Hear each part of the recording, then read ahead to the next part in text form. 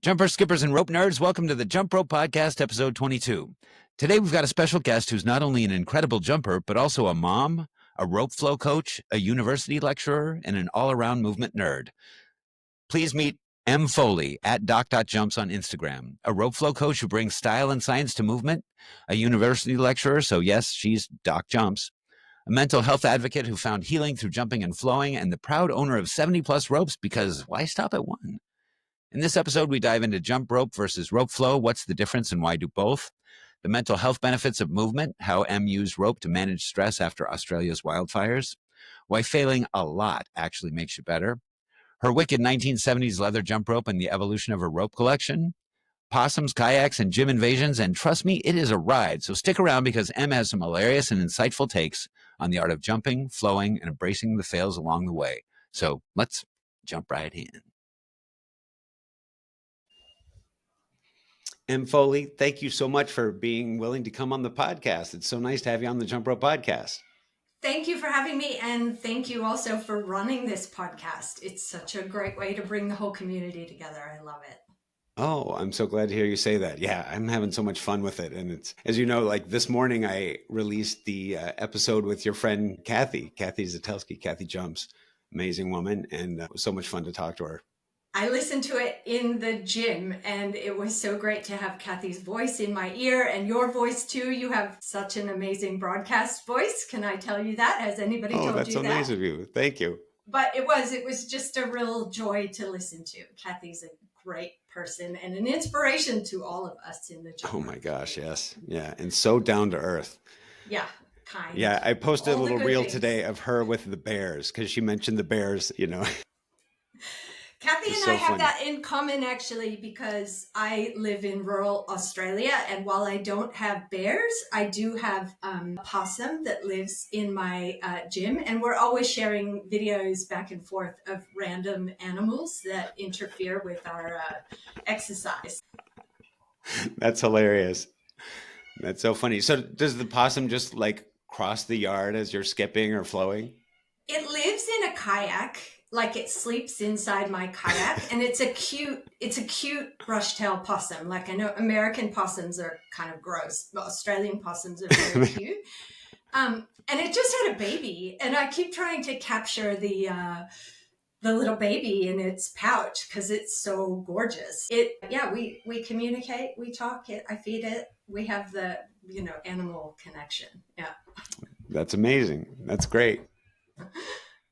So you're in rural Australia. Are you close at all to some of our other Australian friends? I am not. Australia is a very, very large country. Yeah. So I live about 3 hours south of Sydney, near the nation's capital, Canberra. But I work in Sydney, so I'm driving up and down that highway 3 hours. I stay over in the city 2 or 3 nights a week. So there are some jumpers in the Sydney area, but like Peter's down near Melbourne. And I'm on my own here in rural Australia. Yeah. And so I get to edit this. So when I sound like a bonehead, I edit it out.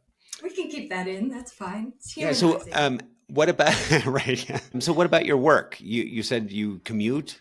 What kind of work do you do? Yeah, so I am a university lecturer, so I'm an academic. I work at a large public university in Sydney. I'm a social scientist. I'm not the kind of doctor you want if you have a heart attack on an airplane. But my husband actually gave me my handle because he calls me Doc as a joke.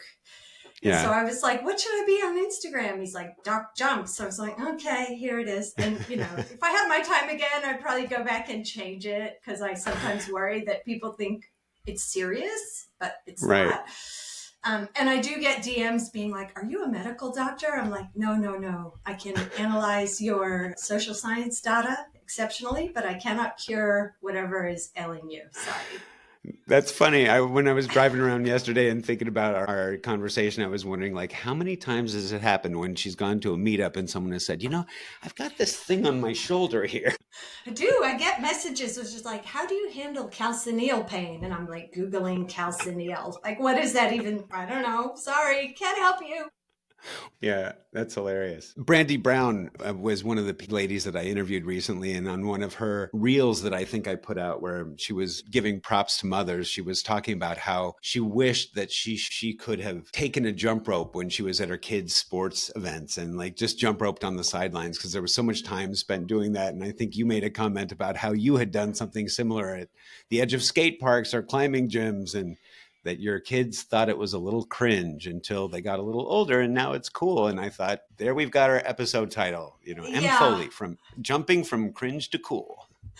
I think they still find it a little cringe sometimes if I am Okay. too kind of public about whipping it out. Like, I mean, there's Yeah. what we post on Instagram, which is Sure. kind of the finished product, which Right. looks amazing. But behind that, of course, is hundreds of hours of just tripping, failing, looking awkward, Mm-hmm. So, but you have to put those reps in to get good, right? You have to. It's like playing the guitar. Like you don't pick up a guitar and jam like Jimi Hendrix without like working some scales. That's what I always tell people. And the failing, it looks a little cringe, fair enough, right? Yeah.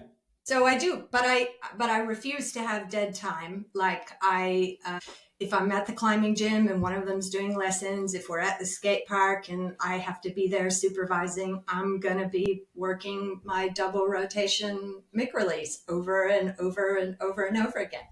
Adults usually think it's pretty cool. And you know what? Most of the other teenagers do too. But I get it's your mom. It's boring. It's weird. Yeah, right. That's so funny. Yeah, I am no stranger to jumping in public. And I find that when I watch videos of myself after where I'm trying to figure out what song I was listening to when I was jumping so I can make a reel or something like that, there is so much time that I spend whacking myself and laughing out loud. I'm sure I just look like a lunatic to all the other people in the park, but I really don't care so much. You get to a certain age and you're like, this is what you got, use it. 100%. And I think, I don't know, I was telling someone at work about this who is interested in learning, two colleagues who've just ordered jump ropes and they're like, please give us lessons. And, I said, look, how much do you really want to do this? I actually make people ask me like 2 or 3 times before I'll give them the link to how to buy a rope. Because I'm like, are you actually interested in this or are you just being kind? Yeah. And then they came back and we were like, we're really, really interested. And I said, the failing is kind of a metaphor for life. Like we work in a profession where, to get your work published sometimes has like a 5% success rate, or to get grants to fund your research is like 5% success rate. And it comes with a lot of negative feedback, like rejection, criticism.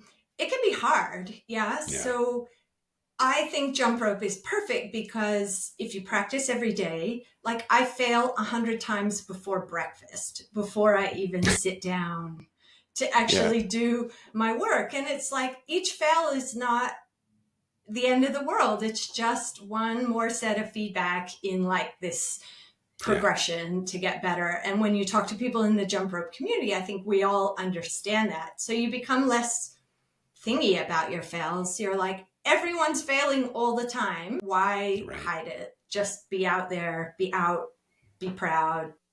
Yeah. Own your fails. Yeah. That's right. Like totally. If you can make that little paradigm shift in your head where, hey, this is part of the process and I have to do it and I can do it. That's part of what I try to tell myself is I can fail, because there was a time when I was sick or I couldn't walk and I couldn't jump. I couldn't fail, and that sucked. And so now when I go out there and I whip myself in the shin so hard that it takes my breath away, I laugh and I sometimes swear. And then I say, yep, all right, I needed that. 100%. It's such a gift just to be able to move and do the things that we can do, and to have the time and the capability and the capacity to even try, right? So every fail is like, okay, just take it on the chin or laugh at it, or, it's probably a big ask to be like, every fail is a gift. Certainly I'm not out there being like, thank you, rope, for whipping me into submit. No, I one more welt, please. I swear with the best of them, but I'm with you. Oh, I'm me in too. the laugh at myself camp, or dance it out, or just don't take Yeah. it too seriously. Come back Yeah. tomorrow.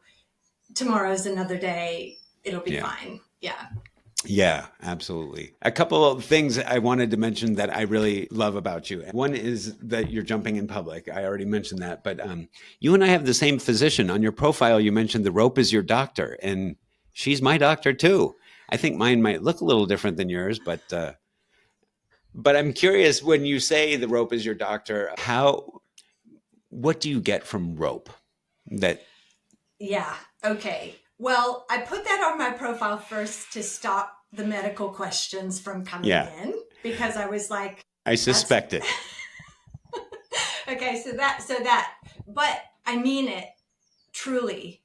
So, and a lot of it has to come, I think, from my origin story as a jumper. So I've always used exercise to primarily to manage my mental health. Like other people, if I don't move, I can be prone to catastrophic thinking, anxiety, a little bit of depression. Mm-hmm. And I've always used kind of running as a way of doing that, or yoga as a way of doing that. But all of those, and swimming, but all of those exercises, even though I feel better afterwards, I can still be very much in my head. I can run, 20 Ks and be ruminating about work the entire time, right? Mm-hmm. It's just, so Yeah. even though you feel better afterwards, it's not the same. And for Right. me, it feels like ancient history now, but in 2019, 2020, we had these massive wildfires in Australia, and our farm and our farm business were destroyed in those fires. And we were actually there. And then immediately after that, we had COVID.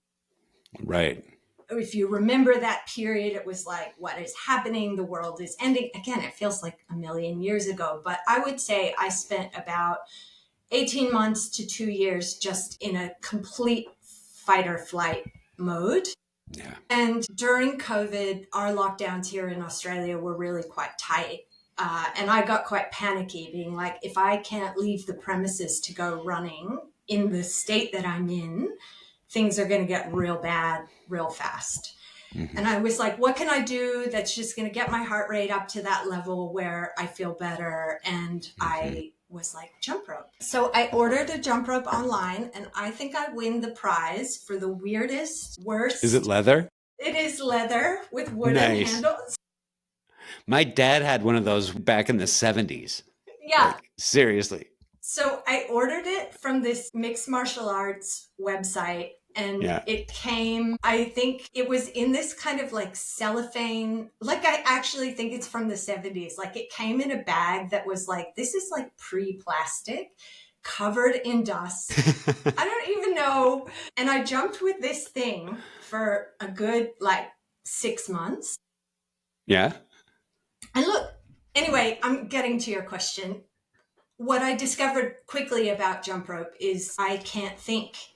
It is the only activity I've ever found where my brain just goes quiet the minute I pick up the rope. And people have remarked after I started doing it, like, what are you on? Anyway, you always seem so up, like you always seem so like joyful or whatever. And I'm like, I do an hour of moving meditation every day. That is the medicine for me. And as a benefit, you get, totally like the fitness is like this amazing kind of secondary bonus that comes with it. But for me, it's the joy. It's the flow state. It's the joy. It's the quieting of my mind. Yeah. And all the physical benefits after that. Yeah.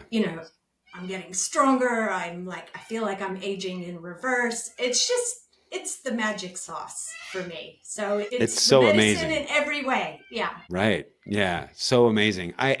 And you couldn't state that better. I have the same exact thing. The quieting of the mind. It is my happy place. And I say that without reservation, like just being able to put some music on and bounce and lose myself. Like I do not think about finances. I do not think about work. I don't think about all the stuff that I need to do or things I'm upset about. I just flow. And And there are days in the summertime where I've gone out and do that for 4 or 5 hours in a row. It's not like I'm just jumping constantly. I'm whacking myself in the shins and getting a drink of water or whatever and then you just futzing around. break yourself. So what brought you to jump rope then? What brought me to jump rope? So years ago, almost 20 years ago, I started doing karate. I decided I needed to do something, physical. And so I joined this karate gym, and it was hilarious because I was like one of 3 adults, and then there was a whole bunch of teenagers. And so it just looked like Michael Scott in the middle of, but I had a lot of fun with it. And that sort of got me into kickboxing and some other martial arts. And one of the warm-ups for kickboxing was just jump rope. But it was never like fun jump rope. It was just, straight ahead box or skip or basic bounce most of the time. And I really enjoyed it. I loved that as a warm up. But the only thing I ever attempted to really do was like a cross as far as a trick goes. I was thinking about it earlier today, and there was one friend of mine who was training to do a mixed martial arts fight in Washington. And he and I trained together. And so we went to this boxing gym, and we were going to, practice in the ring actually. But the warm up for it with the people who owned the gym was 15 minutes of jump rope. And it was 15 minutes in a row. It was one 15-minute jump. And I got through it, but I don't think I walked for a few days after that. That was brutal. That was my experience when I started jumping. Like I said, I've always been an active person. And I was like, yeah, I'm pretty fit. And then I picked up the rope. I was like, okay, this is a humbling tool. Like, you are not as fit and coordinated as you think you are. Yeah, totally. And then it sets you on that path of like, can I do 100 jumps without tripping? Just even starting from that basic bounce, just like, can I do this for 30 seconds without being doubled over and winded? And then 30 seconds becomes a minute, becomes, can I do a crossover? Can I do 2 in a row? And that never ends. Like, it never ends, even if you've been doing it for years, you still look and you're like, well, I can't do whatever, a quadruple TJ. So that's still quadruple TJ. That's still ahead of me. Yeah, exactly. There's literally an infinite number of combinations that you could do with jump rope. And there's so many things to learn. It makes it such an amazing, fun sport. I know, 100%. I'll always have something new to learn, something new to engage me. And it doesn't mean I always have to, I'm happy with what I know. I go out and flow with what I know. And I don't feel like, oh my God, I got to learn something else. No. And I think, I actually think that way of thinking is the key to having an enduring long-term practice. Mm-hmm. Because, I think when you start, for many of us, it's like, I got to rush through. I got to learn all the skills. And, you probably aren't, I can only speak for myself. Like, you do it that way. You're not executing any of them particularly well. Like, you might get injured as well. But also, what is the point of that? Like, are you going to get to the end of the catalog of skills and be like, well, jump rope, that's it. I've learned all that. I'm done. Yeah. For me, I'm like, I want to be doing this until I can't walk anymore, right? I want to be like the 90-year-old jumper on Instagram who's still, or whatever platform we're all on in that time, right? Like, I want to be doing this forever. And so there's no rush. There's no I have to learn all the skills. I think Instagram can make people feel like that sometimes because maybe they're watching other people and they're thinking this person learned so fast or they've unlocked that trick, but I haven't. But when you actually start talking to people, which I think is, again, such a great thing about podcasts like this is that people will tell you, like, I'm really good at this, but I'm really not good at that, right? Like, you can, when you're watching Instagram, you can be like, all the people have all the skills that I don't have, but you'd be like, well, that person really is really good at footwork. But if you sort of ask them to do something else, they'd be like, oh, I don't do those. Okay, then now suddenly you realize that people have areas that they specialize in, and it's not a race. That's right. Like, this is a toad-free zone right here. But can I tell you, I also, if we had done this interview like 18 months ago, I would have told you, because I know Kathy said this too. I don't do toads. I'm not into leg crosses. I Right, also right. was in that position. I'll be totally honest. When I first saw them, I was like, impressive, but they look a little weird, right? Right. And sure, like impressive, but they look a little weird. Yeah. But then on my own personal journey, I kind of got to a place where I was like, I need a new challenge. And actually, physically, one of the things that I've really enjoyed about aging while doing jump rope, because I turned 50 this year, is watching myself get stronger and having whole new areas of skills open for me that I had kind of written off for myself, being like, I'm too old to be jumping on one leg over and over and over again. It's too hard on my hips, blah, blah, blah, all that kind of self-talk. But I started lifting weights. I started doing squats. I started doing plyometric training only so I could do more jump rope, like the wholly to be stronger for jump rope. And now I'm like, oh, right. Okay, I can do this. And now I can do this. And it's kind of interesting and it's kind of fun. And they're not my favorite tricks. They're rough on your body. I don't do them every day because if I did, I couldn't jump every day. I feel the same way about multiples, by the way. Like I can do double unders. I just don't do them very often because I'm too sore the next day to jump the way I want to jump.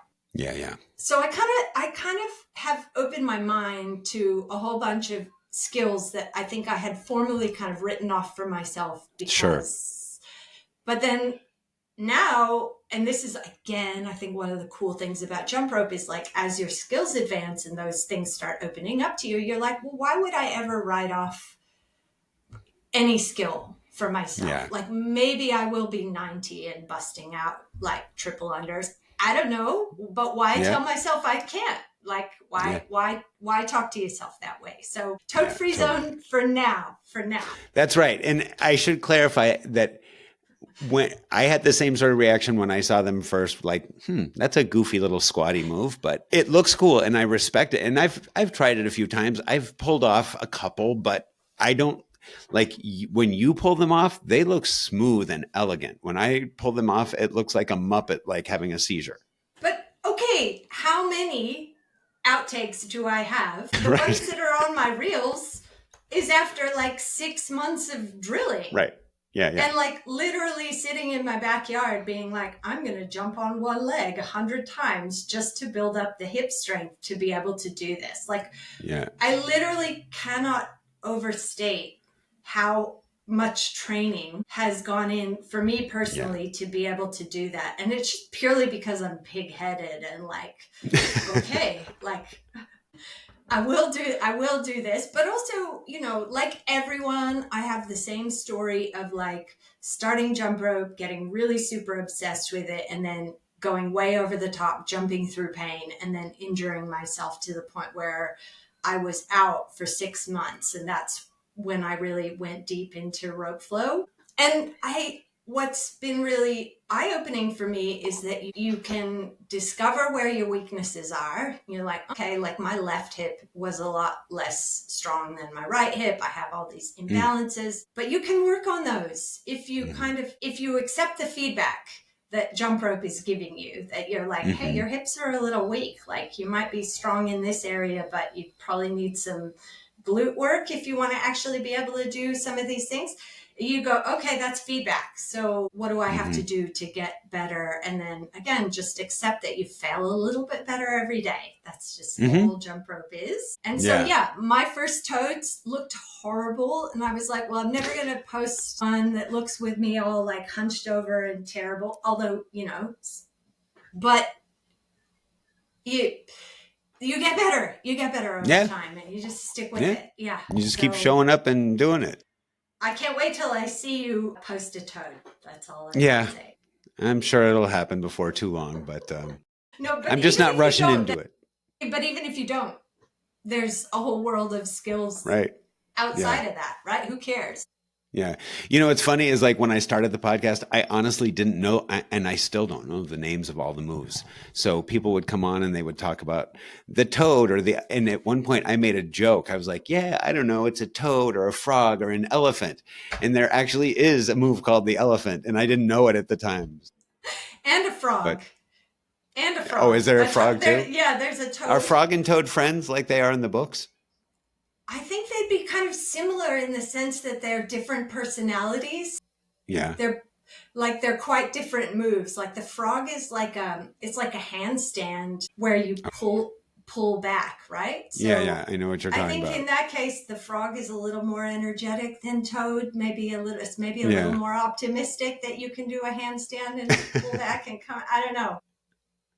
Yeah. I mean, this goes along with one of the things that you mentioned in your profile too, which I think you say it's not about perfection, it's about the journey. And that really resonates with me too, because I have become very comfortable with not comparing myself to other people. I respect other people. I want to learn how to be as smooth as you with the Toad and with rope flow and stuff, but I'm not any lesser because I can't do that. It's okay. It's part of the journey. And part of the journey for me is that mental health boost that I get from going out and bouncing like, you know, a Amen. Muppet.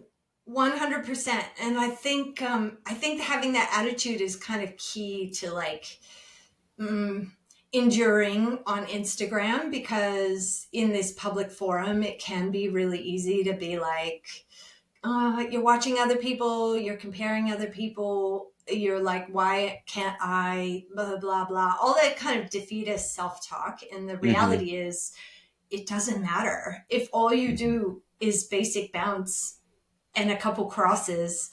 If it's making you happy, you don't know who you're inspiring out there in the real Yeah. world with what you're putting out there.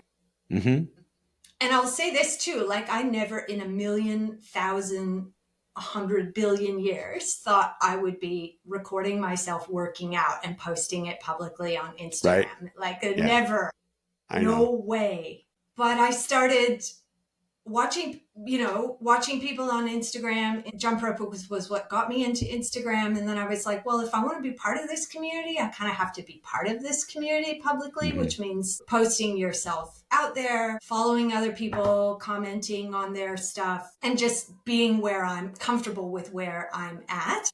Mm-hmm. And you just don't know. You just don't know who you're reaching with whatever it is that you're doing. And so I kind of have that in my mind. It's like, I'm Mm-hmm. just here. I'm just posting for me. It's my own record of what's going on. I do drills, and I will sometimes kind of post the drills that I'm working on because I think they might be interesting for other people. And I Yeah. teach a rope flow class, so I sometimes will share some of the drills that I give to that class out. Mm-hmm. But mostly I'm just here for me. What made Yeah. you decide to post on Instagram, by the way?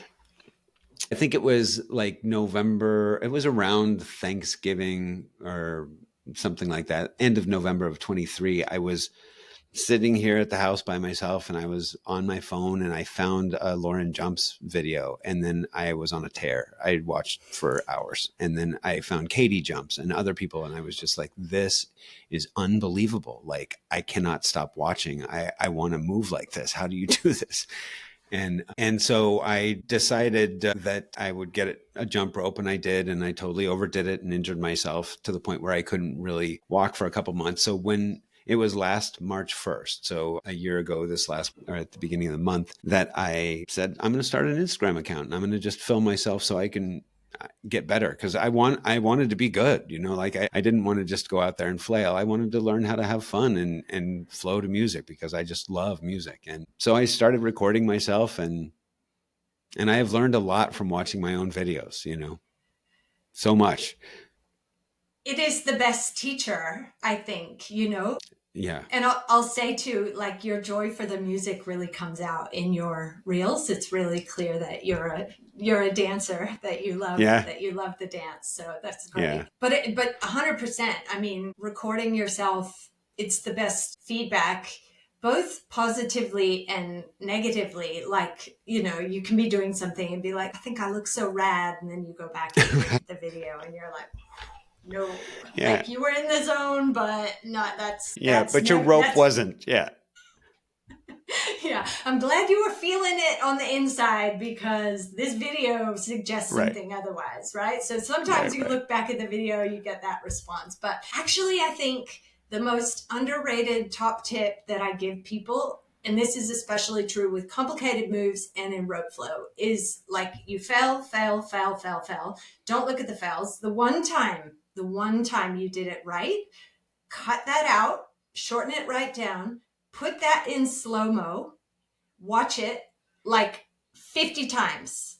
Watch yourself doing it right 50 times before you go to bed. And the next day, almost 100% guaranteed, you'll get it. Wow. Because you have brain watched training. yourself execute it. It's your body, right? I love watching those back. You know, my family will be like, what are you doing? I'm like, I am imprinting on my brain this skill. Like I can see that I did it right once. Yeah. So I'm going to watch it. And then, okay. And then miraculously, your brain goes, we got this. We know what to do. Yeah, that is such amazing advice. I love that. Like your brain gets to chew on it overnight and just process, right? Process, sleep on it. You've seen yourself do it. You know you can do this, right? So, but again, I think the self-consciousness of watching the videos back and being like, oh, I don't look the way I want to look, or whatever. I ate too much pasta last night. My tummy's all bloated. Whatever weird defeatist self-talk we engage in when we watch our videos back. But just take the positive feedback from those videos and you'll learn so much. Yeah. That's really amazing feedback. I love that. I'm curious, you rope flow, you teach rope flow, and you also jump rope. Can you talk a little bit about the difference between the two? And for those who may be listening who aren't as familiar with rope flow, what does that mean compared to jump rope? Okay, so rope flow is a movement practice that is like a very close cousin to jump rope. So the founder of jump rope, David Weck, who is a coach and a sort of movement guru, was actually inspired to invent jump rope after having watched Buddy Lee, the famous freestyle jump roper, doing all these tricks, and was like, I want to do all these tricks, but because I can see the amazing coordination that goes into them, but what would happen if I took the jumps out? And so a lot of the movements in rope flow have different names, but they're exactly the same thing in jump rope. So what we would call an overhand matador in rope flow is just a double side swing. What we would call a race and chase in rope flow is just a side swing, right? It would be a side swing. EB swings are called sneaks in rope flow, but they're the same thing, but with a slightly different body orientation. But the beauty, of course, in rope flow is there are several things that I think are really beneficial for jumpers. One is you're not jumping over the rope. And typically speaking, the ropes that you're working with are like 1 pound or heavier. So you get that really nice feedback. Sure. Because you're not jumping over the rope, you can practice for longer, especially when you're just beginning your journey. Right. But rope flow also has a lot more emphasis on both forward facing skills, so overhand skills, and backward facing skills, underhand, and turning between the two. Right. So turning forward to backward, turning forward to backward, and also on making sure that you're never over relying on your dominant hand. So it has a real focus on training both dominant and non-dominant hands. So what that does for a jump roper is it forces you to kind of train out bad habits that you might have in jump rope, where, for example, if you're doing crisscrosses, I always just cross with my dominant hand. So it forces you to train your non-dominant side. So you're not always, we all have one side that if we're doing these, I only ever turn to one direction, right? Oh, interesting. Yeah. And in rope flow, you are constantly training yourself to be able to go both directions and to go forwards and backwards. So a lot of jump ropers would just be like, I just only train forwards because it's more comfortable. It feels more natural in jump rope. And then all the backwards skills get neglected. But in rope flow, you'll almost never see somebody just doing forward facing. They're always moving between forwards and backwards, and backwards. Right. So I think training that, creating that balance, it enables you to train a lot of jump rope tricks without injuring yourself. But the benefit that you get is that once you add the jumps back in, all those skills, the swings and the things like that, that your hands are trained. They know exactly Right. what they're supposed to be doing. All you got to Right. add back in now is the jumps. Right. It's like you've created all that muscle memory. Without injuring yourself. Yeah. Yeah. So I do both every day. I usually start with a rope flow warm up, and then we'll do a little bit of jump rope. If I'm tired, had a big weightlifting session or whatever, I might just solely focus on rope flow, but I do them both. And I think rope flow has given me more, because there is that focus, much more intentional focus on like, okay, fine, you can do this with your dominant side, but you don't really have this skill until you can do it reliably on your non-dominant side. And can you train it to the point where no one can actually tell which side is your dominant or your non-dominant side? And then again, coming back to the rope is my doctor, I have noticed the most incredible flow-on benefits from rope flow in terms of like that niggling back soreness I used to have, or one side shoulder being sore, or never. You're just more in balance, aren't you? You're in balance. You're like, you realize how much pain arises from just the fact that we're so one side dominant. Yeah. And rope flow has a much more intentional focus on like training that out of you a little bit. And you can train it out. And then that's so you cool. Just move better in everything that you do. Yeah. Right. Yeah, I noticed with jumping rope, and I've mentioned this on recent podcasts, just some of the early videos I watched of myself jumping, like, wow, that guy stands up really straight. Like, I didn't used to do that, and like just developing the muscles on your back and your spine and your core. I do some calisthenic stuff as well, but just that feeling of being more in balance. The other thing that I'm sure, well, you were kind of hinting at, but training both sides of the brain to be more ambidextrous. Like I walk through the park and I've got a thing of juice and I fling it up in the air and catch it with my left hand, without even really having to look. I know where it's going to be. And I have, I don't know, just my coordination and self-awareness of where things are at is so much better. I think stuff like that is really addictive. Like if I go for walks, I take my jump rope and I just walk down the street throwing mic releases while I'm walking, right? Like, you're the coolest mom ever. Just like mic releasing down the street. Yeah, just like, can I walk down the possum street? In tow. Like, can I do this mamba like while I'm walking? Can I do them backwards? Can I whatever? But I think all that kind of coordination training, it's like, because I also use rope clubs, which are like two individual ropes, like a flow rope cut in half. And that, again, was another kind of training mechanism for like, am I actually, when I'm jumping rope or when I'm doing flow rope, like how much am I actually secretly just relying on my dominant hand? I was going to ask you about that because I watched some of your videos working with those and I thought you were keeping them in rhythm really well.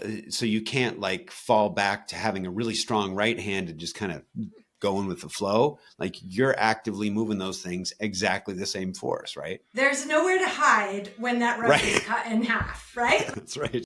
And I mean, even, when I first started doing that, I was like, okay, like my dominant side, my right side, that rope is super vertical. But on the non-dominant side, it's just like, what is going on? The rope is going in all these different, okay. So we need to work on that a little bit, work on getting that. But those rope clubs are also amazing for like backwards footwork, for example, because when you're trying to move the rope backwards, but your feet are doing forwards footwork and you try to add the rope in, it's going to be trip city from like, you'll barely be able to get through the footwork because you're tripping all the time. Right. You can't get through the like 6 counts of the footwork because you're tripping. Yeah. But when you have the rope clubs, you can actually kind of train the like rhythm and the footwork without the tripping. Yeah, without the stress of whacking yourself. Or just not even being able to complete the footwork because you keep... Yeah. I mean, those rope clubs, like when that knot hits you in the face, you know about it. Yeah. But they're really useful for, yeah, I'm always kind of playing games like that. The way you mentioned about like throwing something up in the air, or like, I'm Mm-hmm. always kind of like, how can I said in one of the reels, I was like trying to divide my brain in half like a dolphin. Like, Yeah, I saw that. It's a great. can I completely create different Yeah. hemispheres where it's like one hand's doing one thing, the other hand's doing the other, and my feet are doing something else. So I'm just Yeah. always in my Wasn't your comment backyard. like, wouldn't it be great to jump rope and sleep at night? Like have half of like you jumping rope? like the way Oh my dolphins gosh. sleep and swim at the same time. Like, Right. yeah, then we'd never have to stop. We could just keep going Oh my 24 gosh. I hours would a be day. a human injury. I just would never stop. Like it would just be one big injury. I think we all would. But again, a big push for trying rope flow is that it enables you to kind of practice for longer Yeah. and build that muscle memory and kind of, yeah, and so many of the skills are transferable. So like what we would call a cheetah tail in rope Mm-hmm. flow, they're just like backward side swings essentially. Yep.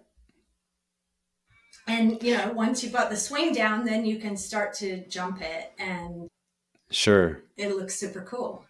It does look super cool. And when I watch you jump, I think your rope flow experience comes through very clearly in several ways, like in how precise you are with what you do. You're obviously very conscious about paying attention to the mechanics of things and getting it right. But also just some of the moves that you do, I don't even know how to explain it, but they feel like they're very rope flow influenced, and They I've seen are. people comment that as well.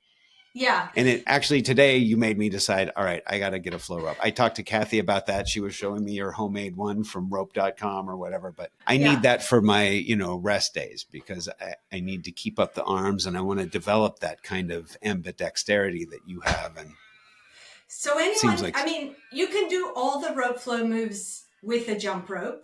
And right. definitely my jump rope style, I do not have like a strict formal jump rope style. It's definitely a kind of mashup Frankenstein's monster hybrid of rope flow and jump rope. Mm-hmm. But so, I think for anybody watching this who's like, well, I can't afford to buy another rope, like you can make your own ropes. This was my first rope flow was made out of an old climbing rope that was in my garage that in my stories, there's instructions on how to tie off the handle. But if you Cool. have a slightly heavier jump rope, you can Mm-hmm. start with some of the rope flow moves and and just get better in that way. Mm-hmm. But definitely having it as another tool is a great way to like extend your streak, not get injured, practice your Yeah. skills when you're like, well, I already jumped for half an hour this morning. Mm-hmm.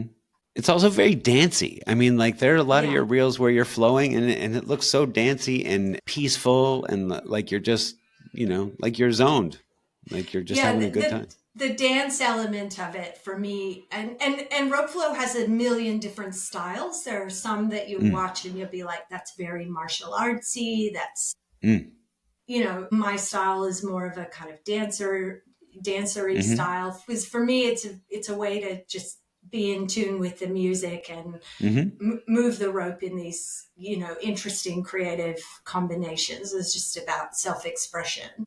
But mm-hmm. it's great because you can have like an hour-long jump rope session and be completely smashed, and then still go out in the afternoon and be like, well, I'm just going to have a nice light 30 minutes with my rope flow rope. And it actually helps kind of loosen up the fascia, Sure. things like that. It's like a counter practice to the Mm-hmm. very kind of intense. It's just great. Everyone should do Yeah. it. So, and where do you teach or how do you teach? So I live in a really small community of about 2,000 people, and Okay. I often, people see me doing out and about. Mm-hmm. There's a lot of older people in our community, and a lot of them sort of saw me doing rope flow and were like, that looks like it would probably be really good for me. By doing it, all the things I've talked about, proprioception, knowing where you are in space and time, building coordination, building balance, the fascial release that you get from it. I just think it is the magic sauce for healthy aging. So again, because we're all a little culty in this rope flow community and I wanted to give back, I was like, I will run a free class for anyone who wants to learn. Like, I don't want to get paid. I'm not a licensed trainer or whatever. I don't want to get insurance involved in this business. But like, if you buy a rope and I make them and sell them to people at cost, like if you show up at this place on Sunday morning at 10 a.m., like I will teach you how to do this. So I've been doing that now for about 2 years. And Oh, wow. like one of my oldest students, this is like 94 years old, and it's great. It's amazing. Some people come and they're like, okay, this is really difficult. And they come for a few lessons and they leave. Mm-hmm. But then I have other people who are like, yeah, I see that I have to practice this outside of hours if I actually want to improve week on week. Mm-hmm. None of them are particularly advanced or whatever, but everyone is like, this is amazing. The way I feel when I do this, the benefits that I get are so great. It's really rewarding to me. That's so cool. Yeah. So for the same reason, I post on Instagram, it's the same reason I run this class, is just to Mm-hmm. share the love of it and hopefully inspire someone to move in a way that they never thought they could. Yeah. Make people feel better.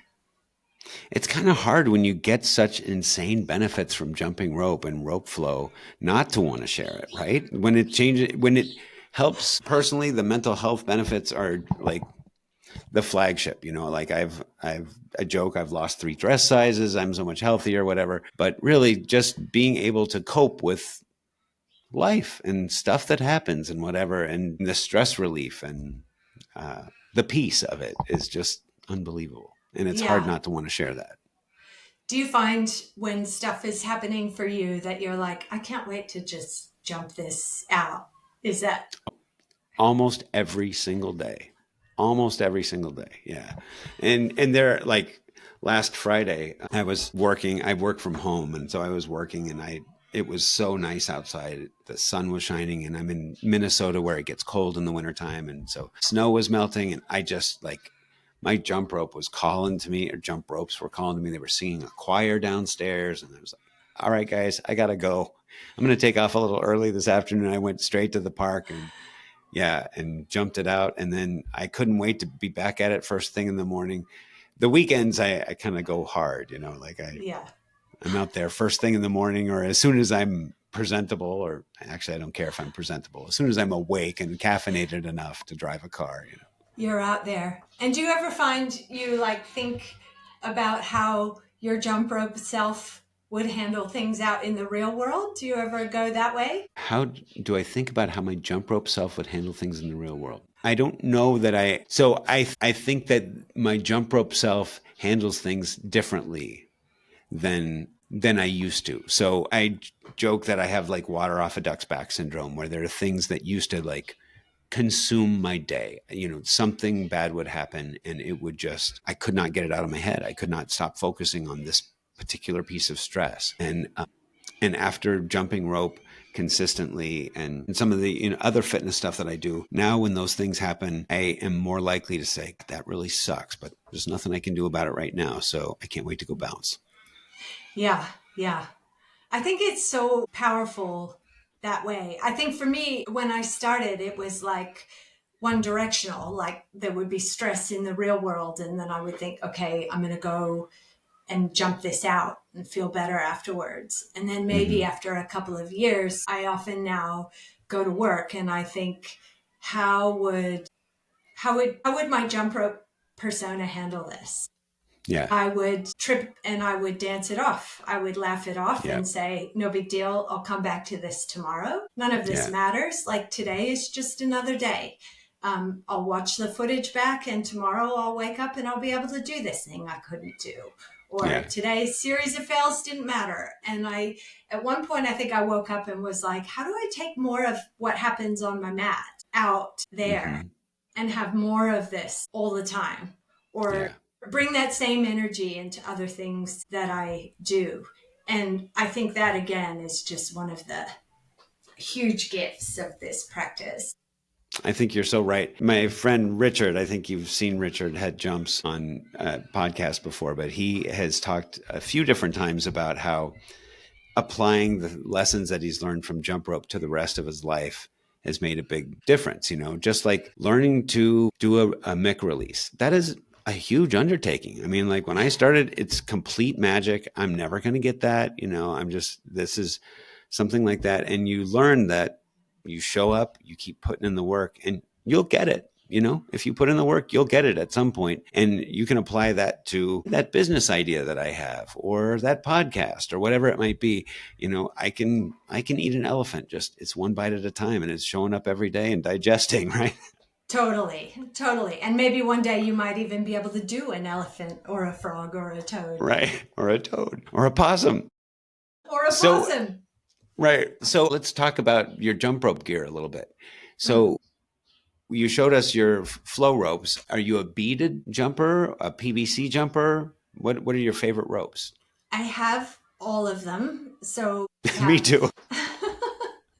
So many. I thought you might ask me how many. And I'm like, I think it's kind of now at least pushing like 70 different ropes. I don't even know. Yeah. It depends is the answer. So I have cross ropes. I have other weighted ropes by an Australian fitness company, like a CrossFit company. I like beaded ropes, when I'm tricking, right? Doing tricks and things like that. I like PVC rope. The truth is that most days I'll use them all, like depending on what it is that I'm doing. Am I just doing intervals for fitness? Then I'll kind of rotate between them. If I'm just, it depends. Sure. And I don't have a favorite. It truly, I mean, look, if I had to put them in a PVC and beaded, the weighted ropes, I don't rush out the door and be like, I can't wait to slam this 1 pound rope around. I kind of have to psych myself up. It's hard. It's hard. Right. And not fun, right? There's one of those things where it's like taking your medicine. It's like, I know this is going to be good for me, but it's going to hurt. It's going to hurt while I'm doing it. Yeah. But great for grip strength, great for rope controls, great for all those things. So I probably use the beaded most, followed by the PVC, and then the weighted ropes. And I have different beaded ropes for different things, different lengths, different handles. Oh, really? Yeah. So how do they differ, or like how does the application of your beaded ropes differ? So if I'm going for speed and lots of releases and things like that, I'll use one of my shorter ropes. Slightly shorter and slightly lighter beaded ropes. If I'm doing lots of backwards stuff, then I'll use a longer rope, because you do your hands just, when you're jumping forwards, it's a downward pressure. When you're jumping backwards, it's upward pressure. It just helps to have just a little bit. We're not, we're talking marginal differences. Yeah. You're not adding a foot, you're adding a few inches. I'm adding, it's always still between the belly button and the chest, but there's just variations in there. And then I have a long handled beaded that I use for leg crosses, because I have very, very short arms and a long torso. And I find with the regular rope, it's just difficult to get the clearance that I need. Sure. So all my ropes have different personalities. And do you name them like I do? I name the flow ropes, but I don't name the jump ropes. I don't know why. Oh, interesting. Yeah. I don't know why. You have do you have a favorite? And does it have a name? Shh. I have all sorts of favorites, but this one is Punky because she's pumpkin spice colored, and I love her. I love an orange rope. Yeah, this one is great. I was joking that I never really thought of ropes as like fashion or anything like that. But I did, once I was jumping on Instagram and taking video, I did realize, certain colors actually show up much better in video, like white. But this orange one I got from U-Rope also shows up really well. But yeah, I have so many videos of me early on, jumping with 4 mil PVC rope or something like You that. And can't it just see looks it. like I'm flapping my hands out I there. know, I know. Yeah. Orange rope, blue sky. White rope, blue sky. Yeah. Yellow rope, blue sky. You can't beat it. That's just like, it looks Magic. so good. It looks so good. Yeah. Or a white rope at night. Like I've posted a few recently of me jumping at night with a white rope, and that looks pretty cool too. Amazing. So Yeah. when you started jumping rope, how did you learn? Like, were you already really connected with the community, or did you find a No. teacher or a coach or an app or? Yeah. Okay. So I started with my weird leather and wooden rope and Yeah. just was kind of randomly jumping badly out, in my driveway. Yeah. Then I kind of fell down the YouTube rabbit hole first of just trying to figure out like form, there must be some tricks on how, just basic form tips. So Jump Rope Dudes, I think, was probably the first stuff that I started watching.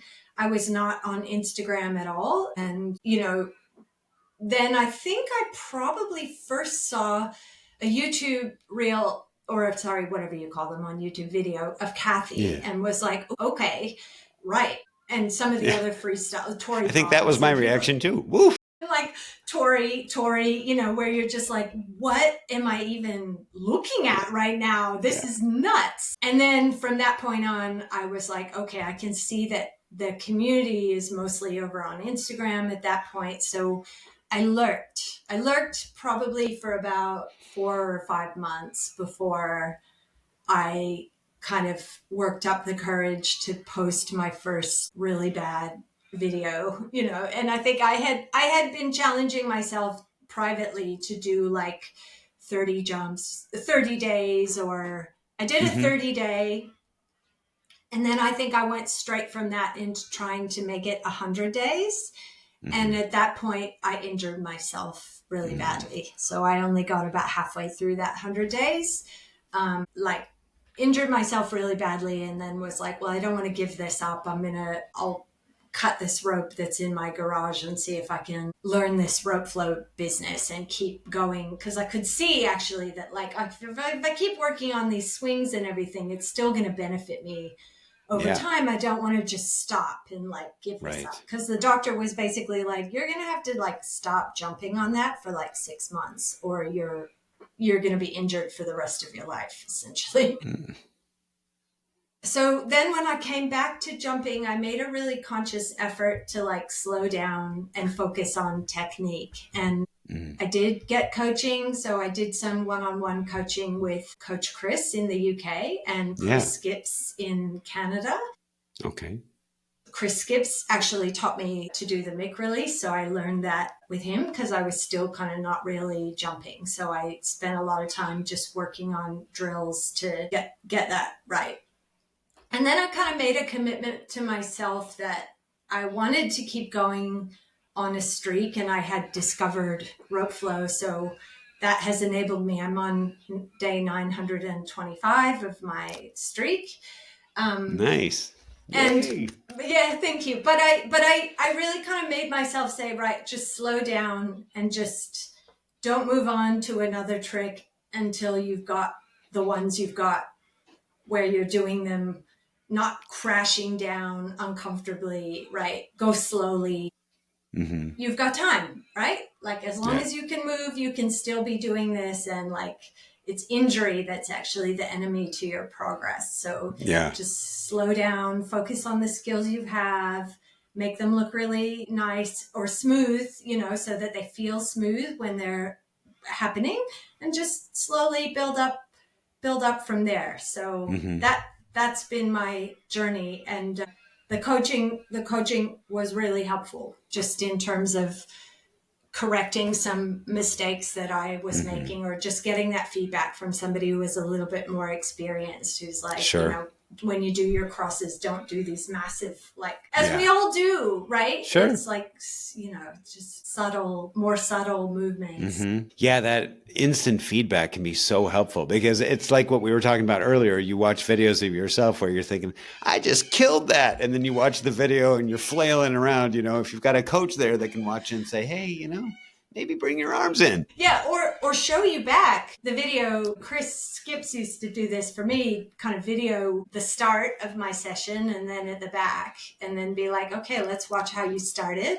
And now can you see the difference of what you're doing later? And you're like, yes, actually, now I can see that. And that session too required a little bit of faith, particularly when we were working on releases, because he would have me do these crazy drills. And it's all on Zoom, and you're like, I don't know why you're making me do this thing that doesn't seem to have any relationship to the finished product. Like, were you standing there like spinning like this? I mean, there was one that so this is really helpful with the Mick release, right? Like, we think in our brains that it is a move that happens off to your side. Mm-hmm. But actually, if you want to be able to consistently jump over it, it actually kind of has to happen in front of you. Yeah. So when you do it's about bringing it kind of in front of you a little bit more in the front of your body, right? So there was one drill that he was having me do where I was like kind of turned sideways and then turning my body. And I was like, I don't even understand why you're making me do this. Yeah. And you could have this little bit of frustration where you're like, this is awkward. We're on this video. You're giving me these instructions. I feel like a fool. I don't know why you're making me do this. Doesn't seem to pertain to the finished skill. Right. But then it comes together. And you're like, no, sorry, I understand. So now I have this sometimes when I'm coaching people in rope flow, like let's take the EB swing or the sneak, right? Everyone thinks it's a sideways move that comes like, but it's not. It's actually like it's a forwards move.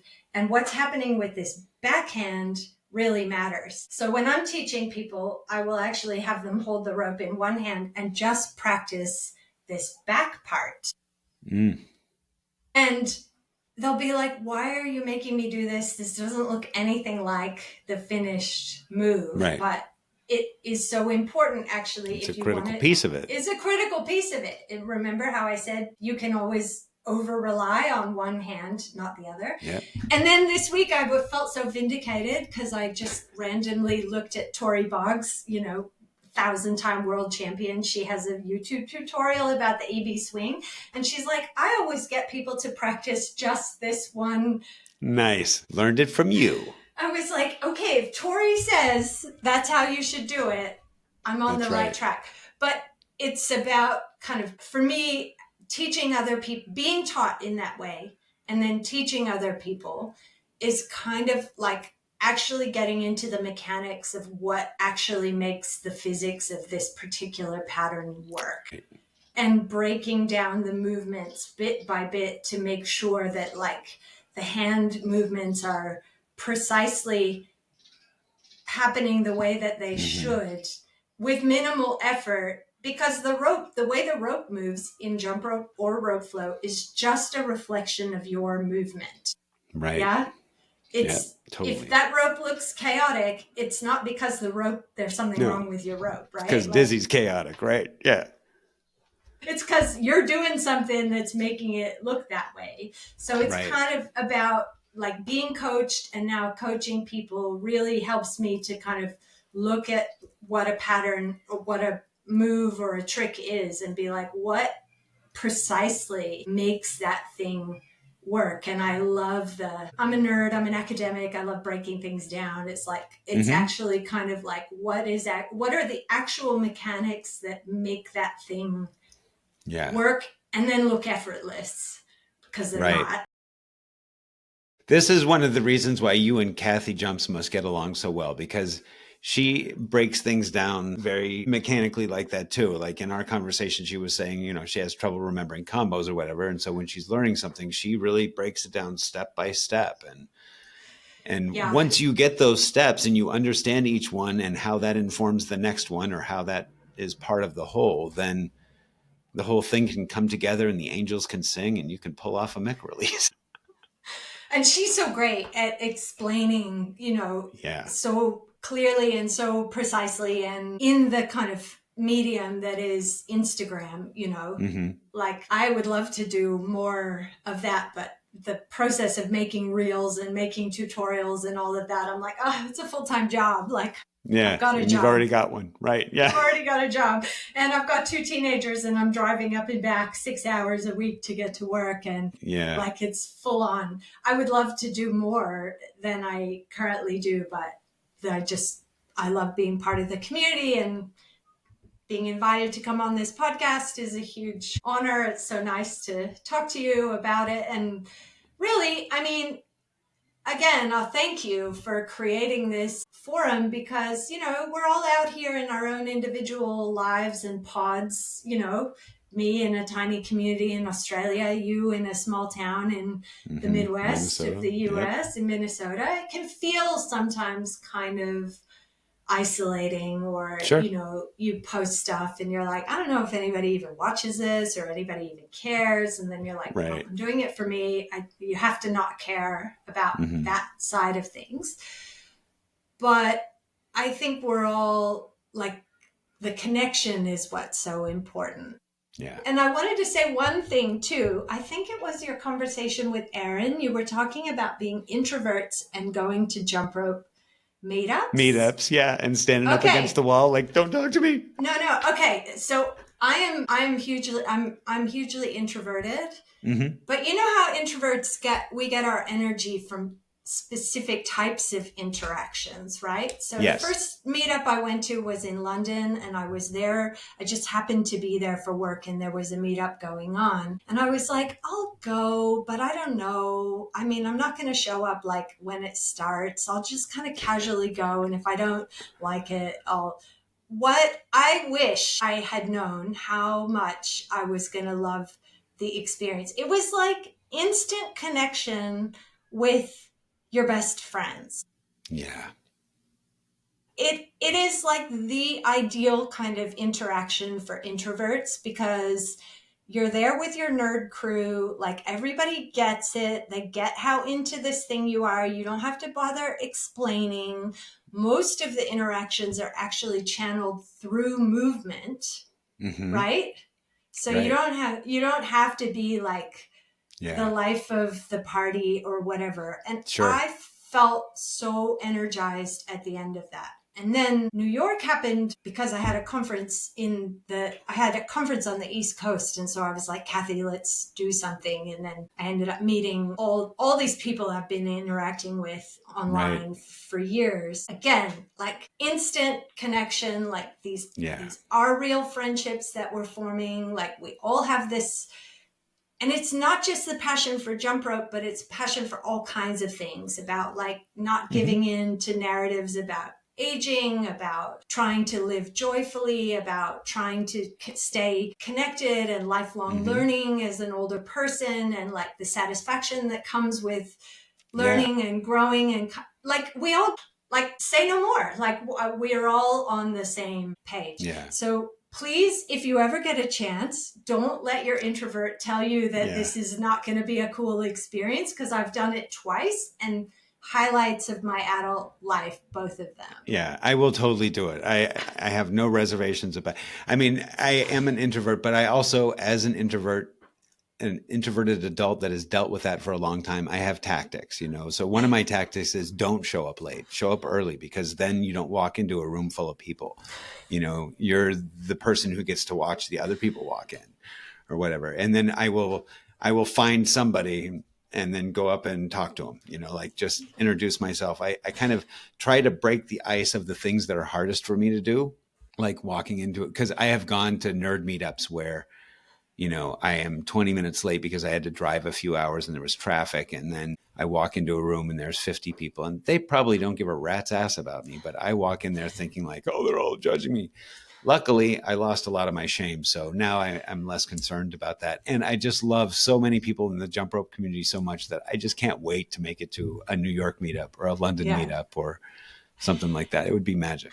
But now you've made yourself famous in the jump rope community, so you would not be able to like hang out on the side either. So that's all right. I'm really good at decompressing after hours. Like I can put on a good face and get through stuff and have a lot of fun. And then I go home and I watch cartoons and don't talk to anybody. Fabulous. Yeah. Yeah. So good.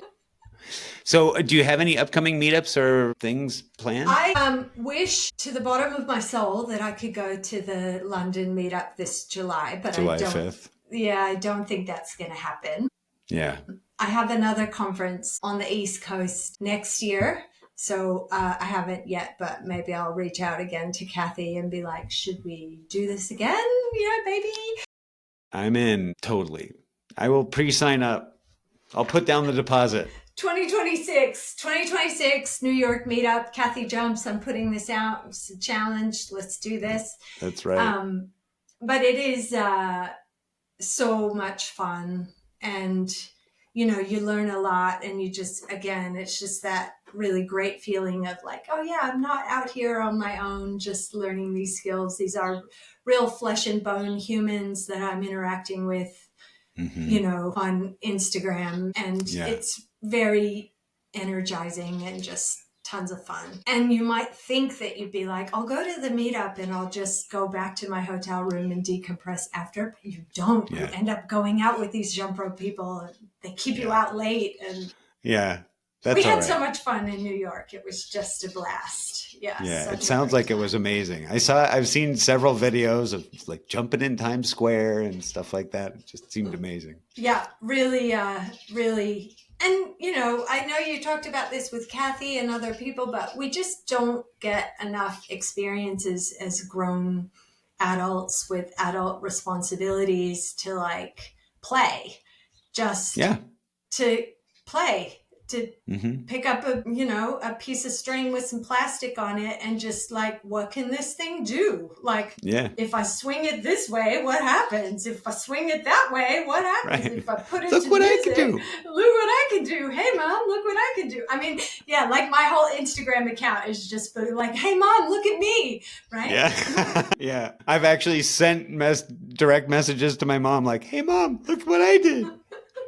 Look what I did. I think other people have probably had this experience too. Like, I have personal social media accounts, and like your like regular community kind of doesn't want to know. Like they're like your regular like connections on Facebook or whatever are kind of like, okay, yeah, cool. You can do all that stuff. And it's like, all right, I need to find people who like appreciate this, who kind of are like, that is cool. Well done. You're like, okay, Instagram's where it's at. I'm like, it's totally where it's at. Yeah. Yeah. It's not as rewarding to talk to, your family or friends where you're like, hey, guess what? I just pulled off a toad or a TS. And they're like, yeah, that's the crazy jump rope stuff that you do. It all looks the same to me. Like, no, but you don't understand. It's my leg and I've got it up. Or like, you don't know how long it took me to be able to do this, I made my back bleed with rope welts learning this thing. Yeah. Or sometimes people think you're kind of like showing off, and you're like, but why can you post like your food that you cooked that you're so proud of? Or like look, I bought a burger. Yeah, or like, here's something I crocheted, and everybody's like, that's amazing. But if you're like, here's this toad cross combo I did, people are like, yeah, stop showing off. It's like, but this is the same. It's the same. This took me so much effort. Right. Yeah. I'm not a parent, but I have the opposite sort of thing. Like if someone post stuff about their kids or stuff like that, then I'm usually, that's cool. It's great that they love their kids. But if they post about jump rope, I'm all in. I mean, that again is the beauty of the jump rope community, is like, we get it. And things it's our that shared sound language. Totally far out. Like if I say to you, like, jump rope changed my life, I don't have to say anything else. No, I feel it. And we all know. I feel it. I know it. I feel it. It's done the same for me. But when I go and tell a group of people, randos, actual plebeians in the outer world, like, jump rope changed my life, I sound like I joined a cult. Which is really weird, but okay. Which is why now when people are like, oh yeah, I'd like to know more about that, I'm like, I'll wait till you've asked me about it 3 times. And then, only then.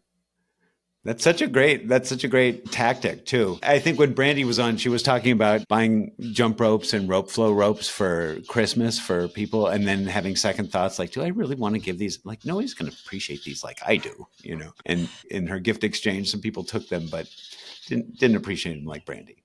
I found that in giving classes to people, right? Like I order ropes in bulk and then I'll sell them to people at cost, like as a sort of, because that's always going to be the biggest barrier. Right. And the commercial rope flow ropes is like, I'm not going to spend $80 on a piece of rope. Like, so I'm like, here's one I made. It's $20. Like that's how much it actually costs me to buy it and make it for you. It's free lessons, whatever, just because I really believe in the benefits that this can give you. Yeah. And I love it. And I love having an actual in real life community of people. And I learn a lot. I learn a lot by teaching it. Yeah. It's my primary means of learning. But the number of people who start and they're like, I'm really going to give this a red hot go. And then they're like, this is hard actually. And I don't like to practice. And, you know, it's like anything else. Again, I think it's like, you think it's like coming to a yoga class, like I can come week after week and just follow along. But it's more like learning guitar.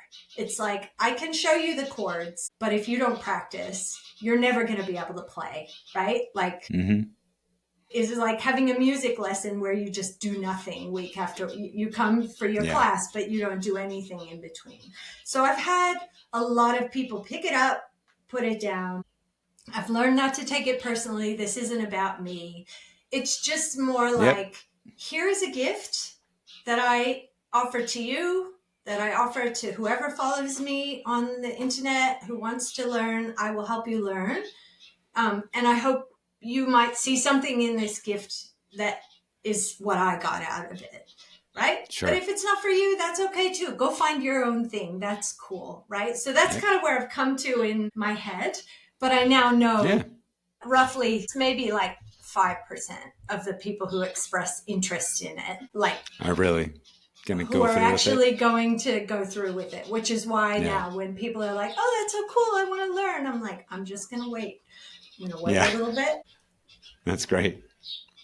Well, thank you for spending so much time with me. I really appreciate this. I did want to ask you about music because I'd like to know what is the importance of like music in your jumping and flowing? How often are you listening to music? I always listen to music. I never don't listen to music. Yeah. And the music in my reels is 99% of the time the music that I was listening to in the actual thing.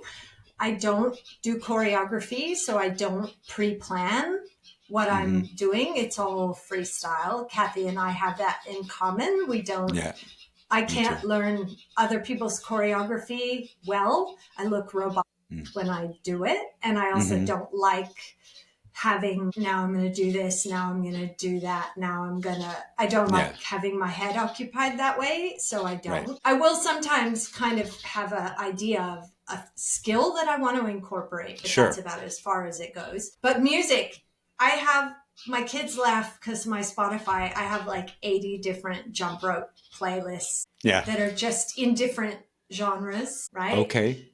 So I'll have different genres for different moods depending on what I've done. I've lived a very international life. I've lived on 4 different continents and 5 countries. Okay. So that also inspires my musical choices. You've got some great music on your reels. I think I commented you had one with Iris Starr. Oh yeah, that was actually a challenge. That was a song, I didn't choose it. That was in a challenge in the rope flow community to flow to that piece of music, but I loved it and I added it to one of my playlists. And she's amazing. I will say this again, it's all part of the kind of anti-aging aspect of this sport. And one of the benefits that I've had is it's connected me to all kinds of music that I never would have listened to before.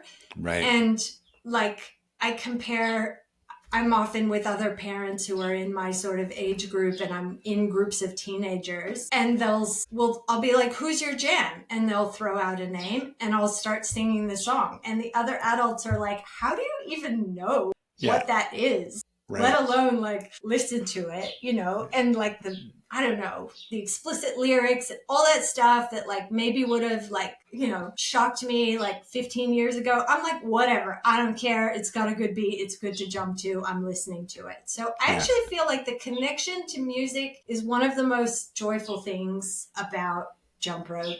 Both of them, rope flow and jump rope, the dancerliness of it. There's something super soothing about the bouncing. I really think it comes back to like us being in the womb, or like something really primordial about dance and rhythm that is so soothing to us. Yeah. And that connection to music, it just takes you out of your mind instantly. And it's such a great, like, creative, personal expression. It's just a perfect sport in every way. I know, right? It's just like... It really is. And I respect people who don't listen to music, but I don't quite... The people that I've talked to who don't listen to music when they jump, it's usually because they don't want the distraction, or they want to hear the rope hit, or it's just overwhelming for them. It's too much going on. But to me, it is so integral. It is. Yeah. Very occasionally, if I'm trying to learn a new skill, I will be like, right, okay, the headphones have to come out. But it would be like 1 in 1,000 jumps where I'm not. It's just like, nah, music, always. Yeah. Yeah. That's right. It's the best part. It's the best part. That's right. I'm totally with you. Well, I want to thank you so much for spending so much time with me. This was just a lovely conversation, and I just love watching you skip, and I look forward to learning more and hopefully seeing you at an in-person meetup sometime where I'm not just a wallflower. We have to make that happen. And we will. Thank you for having me on the conversation. I could literally continue this conversation with you all day. So thank you for having me on. And for anybody who's still listening at the end of this podcast, thank you for listening to me blather on about my passion for this sport. It's just, I love it. And I love everybody in the community too. Me too. Me too. It's just the most amazing portion of the internet, isn't it? You've said that before. It is like the happiest corner of the internet. And I'll say that my teenage son also says that. He's like, you're in some like parallel universe of Instagram where everybody's nice to each other and like it's all really supportive and cool, and long may that last. Yeah, absolutely. Absolutely. Amen. We're all high on life in the jump rope community. So you can't get to us with your negativity. We're a positive crew. That's right. Absolutely. Well, thank you. Thank you. Thanks for hanging with me on the Jump Rope Podcast. I really appreciate your support. You can help us by subscribing wherever you get your podcasts, giving us a good rating, posting a comment, and telling your friends. Thank you so much.